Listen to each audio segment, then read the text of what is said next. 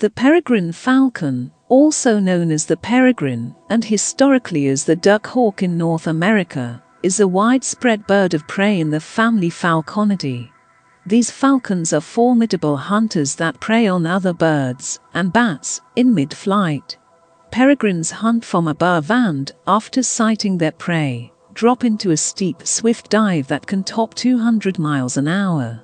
Peregrine falcons catch medium-sized birds in the air with swift, spectacular dives, called stoops. In cities they are masterful at catching pigeons. Elsewhere they feed especially on shorebirds and ducks.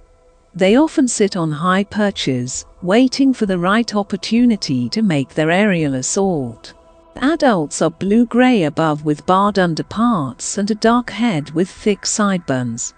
Juveniles are heavily marked, with vertical streaks instead of horizontal bars on the breast. Despite considerable age-related and geographic variation, an overall steely barred look remains.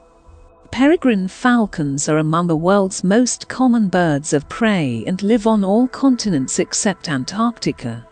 They prefer wide open spaces and thrive near coasts where shorebirds are common, but they can be found everywhere from tundra to deserts. Peregrines are even known to live on bridges and skyscrapers in major cities.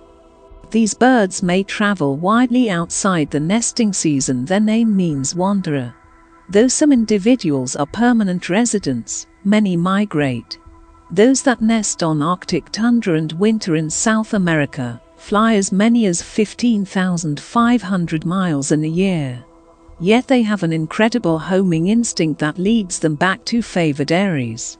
Some nesting sites have been in continuous use for hundreds of years, occupied by successive generations of falcons.